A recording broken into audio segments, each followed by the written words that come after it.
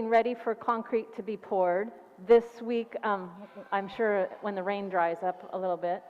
But there's 3 tree wells. You can see the forms for 3 tree wells, and you'll see them drawn here on the plans. They have been put in place, as well as the ramp that will go from kind of out these doors all the way to the parish hall. So all that concrete will be poured next week.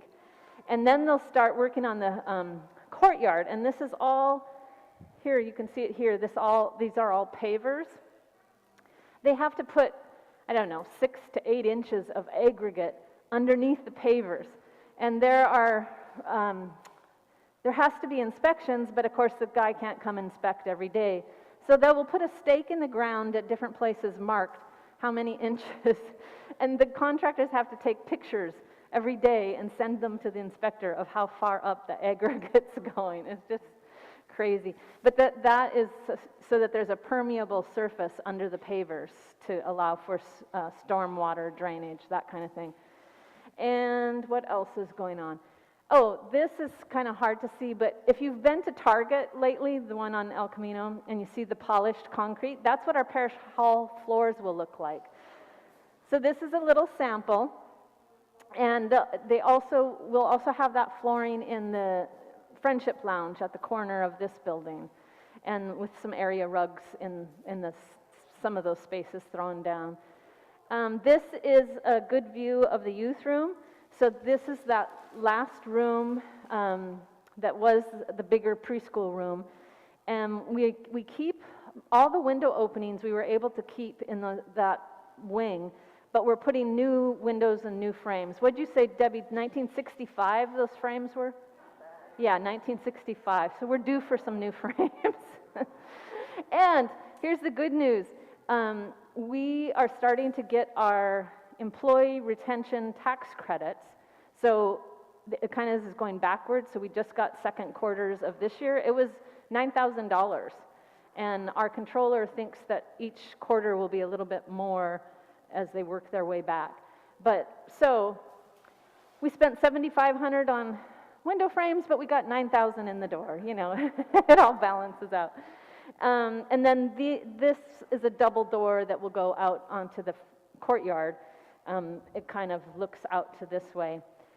And this now reflects the plans that I mailed out. I didn't realize didn't show these bathrooms being remodeled, but so they're drawn in here the right way.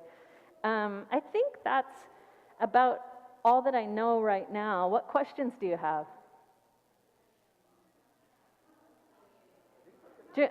I saw Jim and then Pat and then Julian. What's happening in the parish hall? Oh, in the parish hall, the new bathrooms are already framed in. The storage closet is all framed in, and the meeting room was Richard's old office that didn't have to be framed in, so those walls remain. So those bathrooms will get finished off soon, and then the last thing to get done will be those parish hall floors. And when they do the parish hall floors, they'll also do the kitchen, but they'll add a non-skid surface to the kitchen floors. Pat. I just wanted to say thank you for all of your good efforts in keeping us informed. You've done great. Everyone has done a great job, and it is appreciated. You're welcome. And my update, you probably all got the packet in the mail. We have now 17 households have committed to increases, and a total of 255,000. And our delta was 400,000. So we're well on our way. And there are several people that I've met with that haven't filled out their forms yet, and I know we're going to be even further along the way. Julian, you had a comment or question? Yeah, the double doors. So up in the parish hall, if you all remember, we designed it so that eventually there'd be 3 rolling partitions that can either use up all of the parish hall space or divide them into 3 meeting rooms. And so we can't do that right now. That's very expensive to put in, to put in the framework that would hold the walls. It would be a lot. But we've made it so that if and when we finally get to do that, the doors will be in place. So there's a set of double doors that come out of what was Richard's old office. There's a set of double doors that come out more in the center, and then a single door that forms kind of the hallway. And you can see them on the plan here. And then there's also, from the Friendship Lounge, a set of double doors that opens up out onto the courtyard this way. So we try to make as many places that we could have inside-outside spaces. A lot of light, yes, yeah. And Harry was pointing out the other day, this is the majority of our cost. All of this grading and laying concrete, and it goes on and on. But it's also going to be one of our most usable spaces once we're done. Whether there's COVID or not, we can go inside, outside, and I'm excited about how God inspired us before we even thought about doing outdoor worship. Kathleen?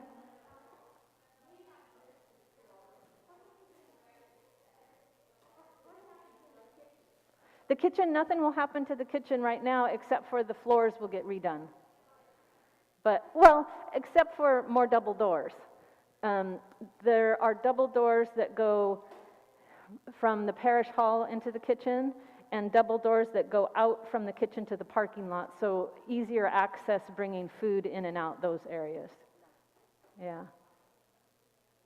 So everybody will be entering from the side now, we won't be entering from that side. Yeah, the entries are all on this side of the parish hall. So what's that? The south side of that building. Yeah, and you can kind of see them. They're all there along there.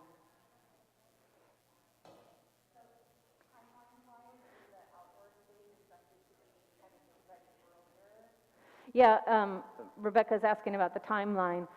The outdoor space is supposed to be done mid-October, but they had delays with getting SDG&E out here, and now that SDG&E finally came out, we need them to cap a gas line we're no longer using, and they have to submit, get permission, I guess, from the city, and so they said that usually takes the city 4 weeks, and then it only takes them a week to come out and cap the gas. So that has delayed the outdoor stuff. So I'm guessing first part of November before that's done. Then the offices, all those rooms in this wing is supposed to be done mid-November. Then, and then the floor in the kitchen and the parish hall at mid-December. Debbie?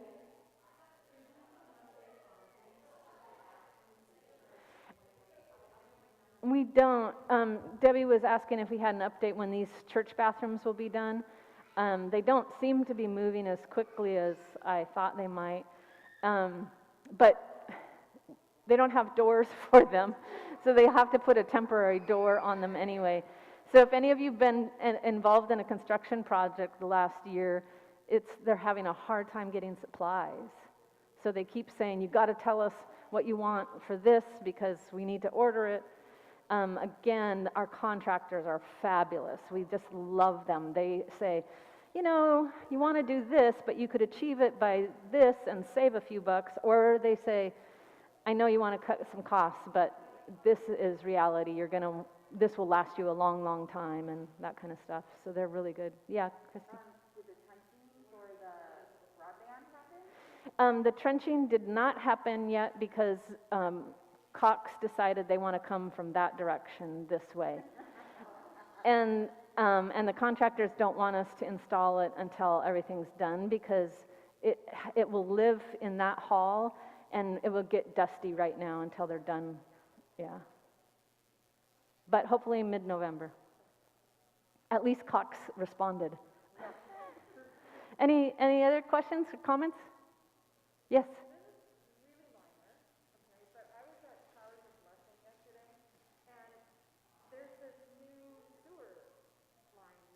It's an RV drain. Yes. That is a wonderful RV drain idea, but what I saw were the guys that really struggling with the hose. Joe Arlauskas promises me that he has a system, and when everybody learns it, it will be smooth. So there's a drain out there that we put in specifically for the showers to use, and it doesn't work exactly how that we all thought it might, but there were restrictions we had to work around to protect the jacaranda tree, and then the slope, and the hoses, and there's an elbow, but The sewer line had to be in a certain way, yeah, end up sloping the sewer line down. yeah. But right now, the opening is higher than the hose. Yeah, but Joe tells me you just do a siphon and da-da-da-da-da. So I'm going to trust him to get everybody informed. Okay, anybody, anything else? Thank you for hanging out, and I'll do this again in a few weeks.